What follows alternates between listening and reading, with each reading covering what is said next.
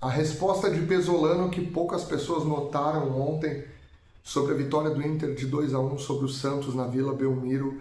Eu vou contar para vocês por que Pesolano tomou essas decisões e o que Pesolano quer mostrar através do time que entrou em campo ontem. Muita gente acreditando que foi só para poupar alguns jogadores. Antes, se inscreve no canal, deixe seu like, nos ajuda a chegar mais longe. Vamos lá. Gente, o Pesolano ontem coloca Bernabé no banco, Carboneiro no banco e Alan Patrick no banco.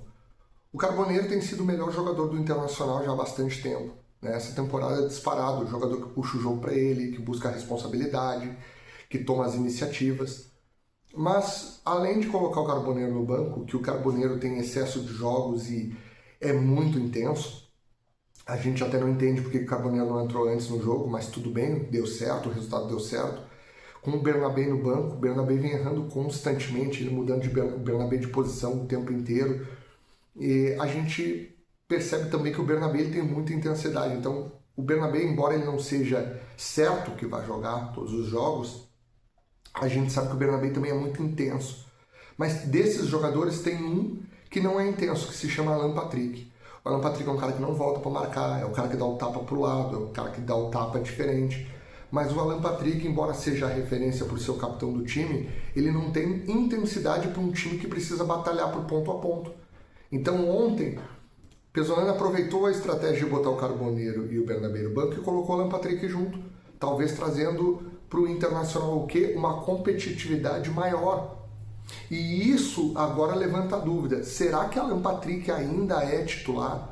Será que Alan Patrick vai se manter jogando ou vai se tornar uma opção para o Internacional? Ontem, ele joga o Borré como segundo atacante e o Alejandro como centroavante. Eu já achei que o Borré teve um resultado melhor, porque ele se tornou mais participativo na partida, até fazendo um gol que estava em impedimento. Achei que ele estava mais participativo, mais operante, e me parece que o Borré é melhor como segundo atacante do que como centroavante. Por quê? Porque como centroavante, Borré não tem força, não tem estatura. Ele tem alguns problemas físicos para um camisa 9. Ah, mas o Romário era assim, baixinho. Ah, mas o Agüero era assim. São craques. Borré não é craque. Então, com as características que ele tem, é muito difícil ele se manter como centroavante. Mas como segundo atacante até se saiu bem. Então talvez aí ontem tenha se aberto uma nova possibilidade de um novo Internacional, sem Alan Patrick, com Borré e Carboneiro, quem sabe. Borré, Carboneiro e Alejandro dentro da área. O Alejandro não foi muito bem, mas o Alejandro chegou recém, a gente não pode cobrar. A gente tem que ter um pouco de paciência com ele. Dar alguns jogos para ele, para depois a cobrança vir. Olha, o Borré nós estamos aguentando ele há 3 anos, errando, perdendo gols e a gente tendo paciência. Então precisamos ter um pouco de paciência com o Alejandro. O jogo agora é fácil, que é contra a Chapecoense, fácil. Brasileirão é tudo muito parelho, mas é um jogo supostamente ganhável para o Internacional e que provavelmente o Internacional deva vencer a Chapecoense, que é um time extremamente limitado que joga hoje contra o Corinthians. Então, o Internacional é extremo favorito contra a Chapecoense, deve ganhar e sair da zona para respirar um pouco.